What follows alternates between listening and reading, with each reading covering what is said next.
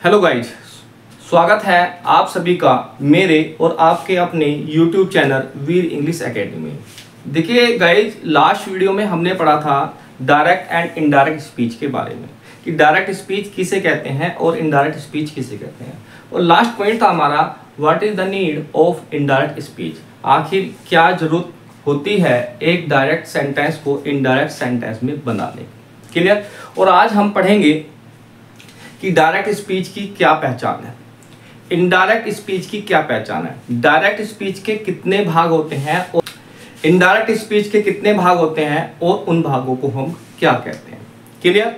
आइए चलते हैं अपने टॉपिक पर, डायरेक्ट स्पीच। देखिए यहाँ पर दो सेंटेंस लिखे हुए हैं और दोनों सेंटेंस के द्वारा जो है मैंने समझाने की आपको कोशिश की है कि डायरेक्ट स्पीच का जो स्ट्रक्चर है वो किस तरह का होता है, डायरेक्ट स्पीच कितने भागों में बटी होती है। सेंटेंस को देखने से ही हमें पता चल जाएगा। देखिए बात करते हैं फर्स्ट सेंटेंस की। First sentence I said you are laborious. Second sentence she said to me I have no time for you. ठीक, तो ये सेंटेंस जो है वो दो भागों में बटे हुए हैं। क्लियर है। पहला सेंटेंस दो भागों में है और सेकंड सेंटेंस भी आपका दो पार्ट में बटा हुआ है, डिवाइडेड है। क्लियर। अब इससे पता चल जाता है कि क्योंकि मैंने यहाँ पर शुरू में ही लिखा है डायरेक्ट स्पीच, तो सेंटेंस जो है वो भी डायरेक्ट स्पीच के हैं। अर्थात डायरेक्ट स्पीच जो है वो दो भागों में बटी होती है। कौन कौन से भाग होते हैं आगे अभी बताएंगे। तो देखते हैं पहचान क्या होती है, एक डायरेक्ट स्पीच जो होती है उसकी क्या पहचान है। देखिए यहाँ पर लिखा है आई सेड, सब्जेक्ट है प्लस वर्ब है, उसके बाद कोमा इन्वर्टेड कोमा लगा हुआ है, फिर सब्जेक्ट आया, फिर वर्ब आया, फिर ये अदर वर्ड, यहाँ पर कंप्लीमेंट है तो यहाँ पर अदर वर्ड में ले जाएंगे। ऐसे ही सेकंड सेंटेंस है she said to me, she subject है, सैड वर्ब हो गया, टू मी आपका ऑब्जेक्ट हो गया। क्लियर।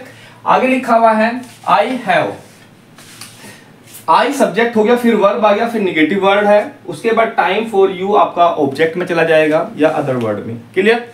तो इस तरह का जो स्ट्रक्चर है इसको देख लेते हैं एक बार। सबसे पहले जो हमें मिलेगा वो जो डायरेक्ट स्पीच होगी, जो उसका सेंटेंस होगा जो लिखा हुआ हमें मिलता है, उसका जो स्ट्रक्चर होता है वो सबसे पहले सब्जेक्ट आता है, उसके बाद आपको वर्ब मिलेगी, उसके बाद आपको ऑब्जेक्ट मिलेगा। और ये जो ऑब्जेक्ट है ये आपको वहां पर सेंटेंस में लिखा हुआ हो भी सकता है और नहीं भी। लाइक दिस, यहाँ पर ऑब्जेक्ट नहीं है और यहाँ पर ऑब्जेक्ट है।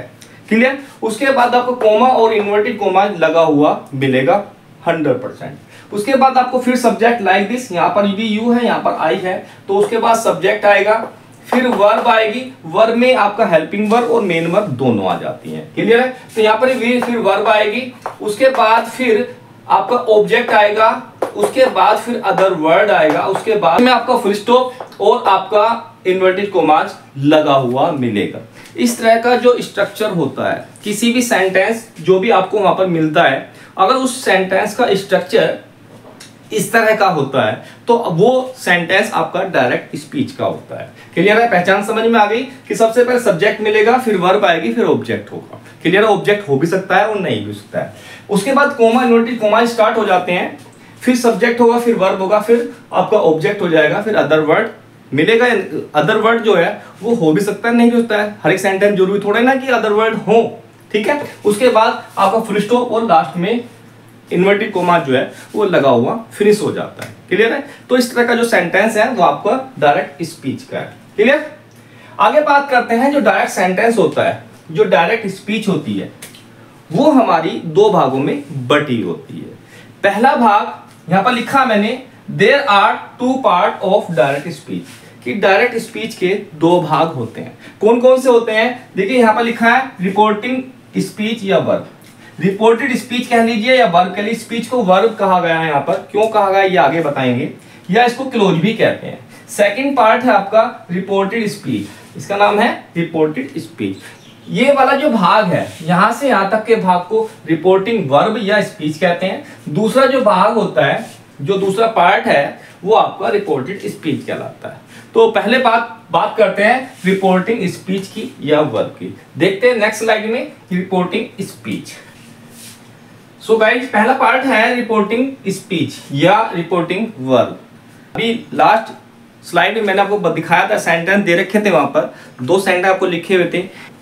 हर एक सेंटेंस के दो पार्ट थे। ठीक है। तो एक पार्ट जो था वो इन्वर्टेड कोमाज में बंद था और एक पार्ट इन्वर्टेड कोमाज से बाहर था। बात ठीक है। जो पहला पार्ट था जिसमें subject plus verb plus object होता है, उसके बाद कोमा इन्वर्टेड कोमा लगा के आगे का पार्ट हम लिखते हैं। तो जो पहला पार्ट होता है, ज्यादातर पहला पार्ट जो होता है वो हमारा रिपोर्टिंग वर्ब कहलाता है। यदि कोमा इन्वर्टेड कोमाज वाला पार्ट पहले लिखा हुआ है और बिना कोमा इन्वर्टेड कोमाज वाला भाग जो है वो बाद में लिखा हुआ है, तो वो चेंज कर देते हैं। क्लियर, आगे बताए जाएंगे। तो दोबारा देखते हैं, डायरेक्ट स्पीच का वह पार्ट जो इन्वर्टेड कोमाज से बाहर होता है, क्या होता है, से बाहर होता है, रिपोर्टिंग वर्ब कहलाता है। रिपोर्टिंग वर्ब क्यों कहलाता है ये भी बात करते हैं अभी। तो ठीक है, आगे जो सेंटेंस लिखा आई सेड टू हिम, यहां से यहां तक जो सेंटेंस लिखा हुआ है ये रिपोर्टिंग वर्ब है, रिपोर्टिंग स्पीच है। और यहां से यहां तक जो इन्वर्टेड कोमा शुरू होता है, यहां पर इन्वर्टेड कोमा शुरू हो जाएगा, यहां पर जो एंड हो जाएगा जिसके अंदर लिखा हुआ होगा वो भाग जो है आपको रिपोर्टेड स्पीच कहलाता है। ठीक है, अब यहां पर जो सेकंड सेंटेंस है राजू सेड, आगे फिर कोमा इन्वर्टेड कोमा लगा करके यहां पर मैंने डैश लगाया है और लास्ट में इन्वर्टेड कोमा जो है बंद किया है। तो इस इन्वर्टेड कोमा से जो पहला पार्ट है, ठीक है, वो पार्ट आपका रिपोर्टिंग वर्ब कहलाता है। क्या कहलाता है, रिपोर्टिंग वर्ब। अब रिपोर्टिंग स्पीच या रिपोर्टिंग वर्ब क्यों कहते हैं, बात करते हैं। यहां पर देखिए, यहां पर कुछ एक नोट लिखा है मैंने, क्या लिखा है, रिपोर्टिंग स्पीच में प्रयुक्त वर्ब। क्या लिखा है, रिपोर्टिंग स्पीच में प्रयुक्त वर्ब को रिपोर्टिंग वर्ब कहते हैं, और तथा प्रयुक्त सब्जेक्ट को रिपोर्टर या सब्जेक्ट ऑफ द वर्ब कहा जाता है, और ऑब्जेक्ट को the object of the reporting verb कहा जाता है। क्लियर। एक सेंटेंस में यहां पर लिखता हूं,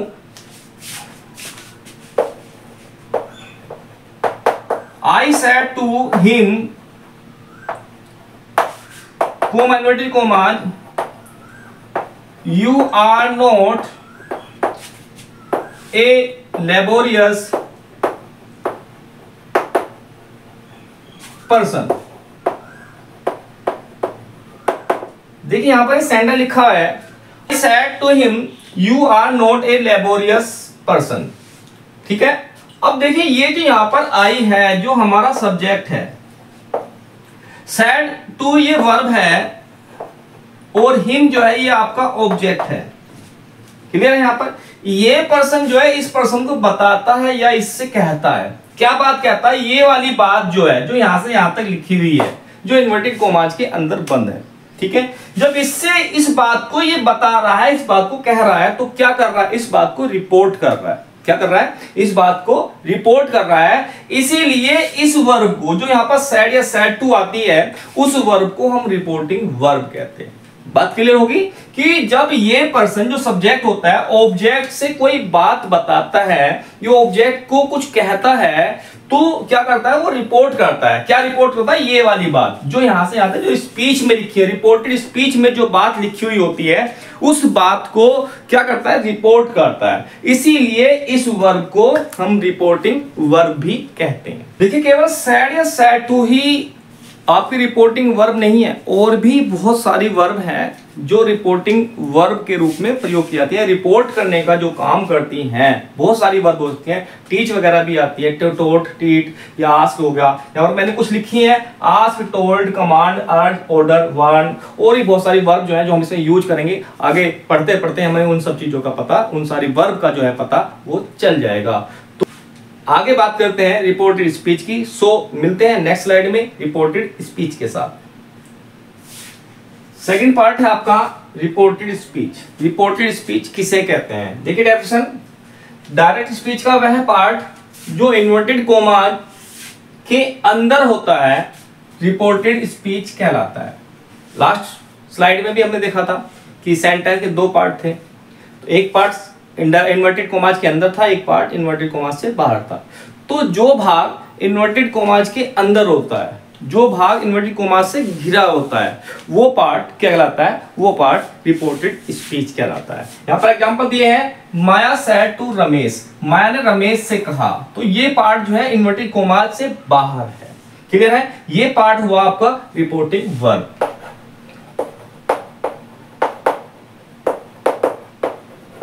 ठीक, आगे यहां पर कोमा और इन्वर्टेड कोमा लगे हुए हैं, यहां से स्टार्ट है और यहां पर ये फिनिश है, खत्म है। तो ये भाग जो है वो इन्वर्टेड कोमाज के अंदर बंद है। ठीक है, इस भाग को जो कोमा इन्वर्टेड कोमाज के अंदर बंद होता है या उसके से घिरा होता है या उसके अंदर होता है, उस भाग को रिपोर्टेड स्पीच कहते हैं। यहां से लेके यहां तक। ठीक उसी प्रकार ही सेड, यहां से यहां तक रिपोर्टिंग वर्ब, और यहां से यहां तक जो भी है ये क्या है आपका, ये भी आपका रिपोर्टेड स्पीच। बात क्लियर हुई? देखिए रिपोर्टेड स्पीच वर्ब जो है वो यहां पर भी एक वर्ब यूज हो रखी है, यहां पर भी हो रखी है, इसी तरह से यहां पर भी एक वर्ब है, यहां पर भी एक वर्ब है। ठीक है, तो ये तो यहां पर हेल्पिंग वर्ब है केवल, यहां पर भी एक वर्ब है।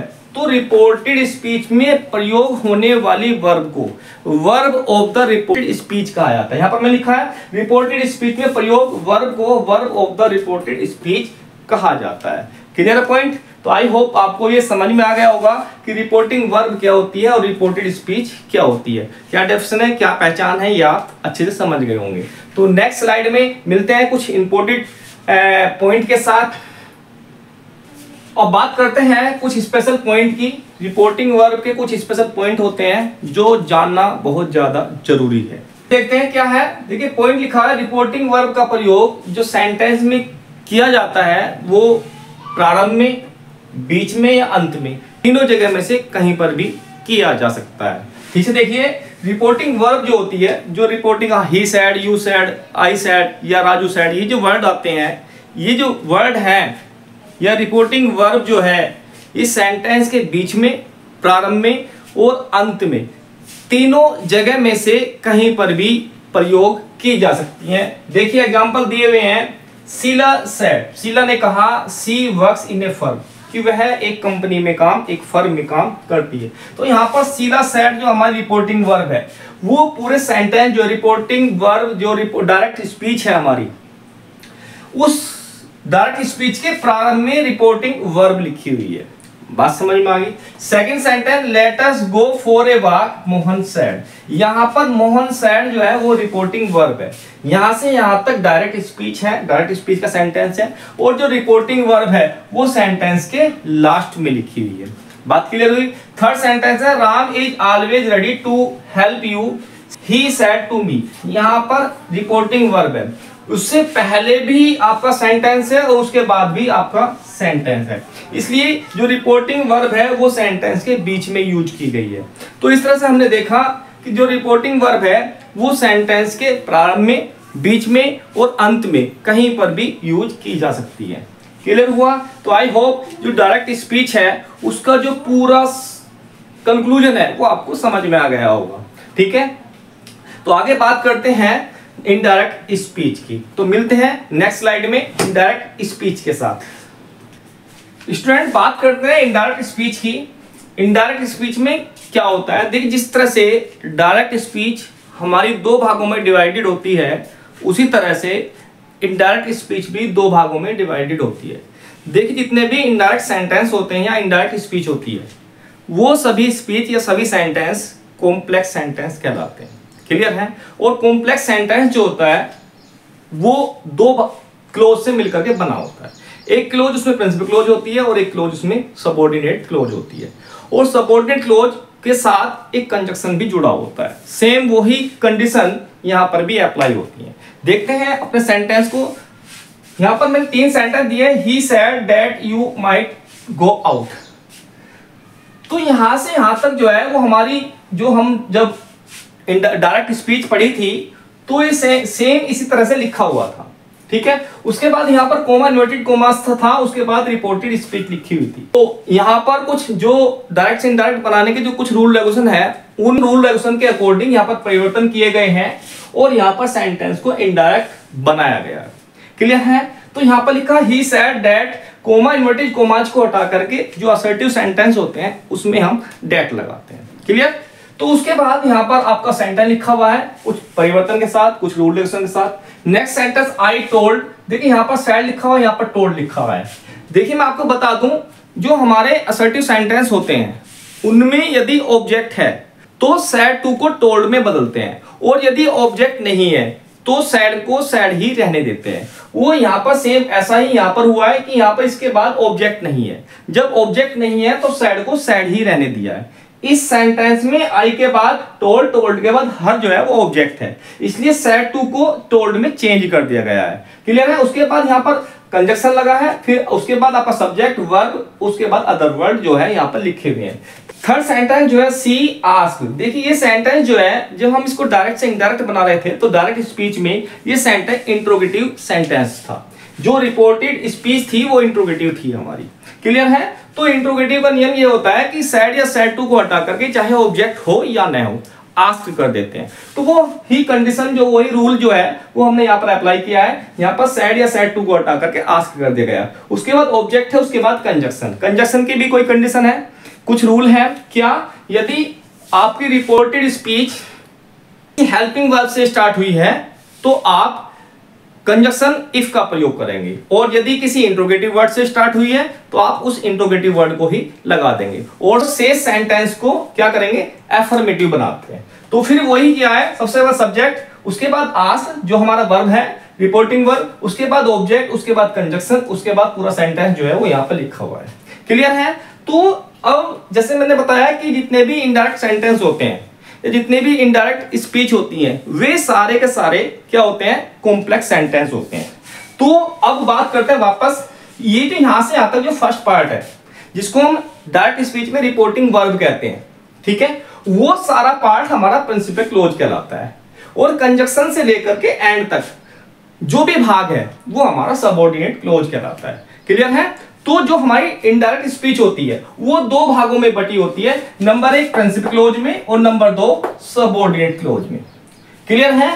तो अब हमारा इनडायरेक्ट स्पीच का जो फॉर्मूला है जो बनता है वो क्या है? सबसे पहले हम सब्जेक्ट लिखते हैं। देखिए यहाँ पर सबसे पहले सब्जेक्ट लिखा गया है तीनों सेंटेंस में, उसके बाद वर्ब है, उसके बाद ऑब्जेक्ट लिखते हैं।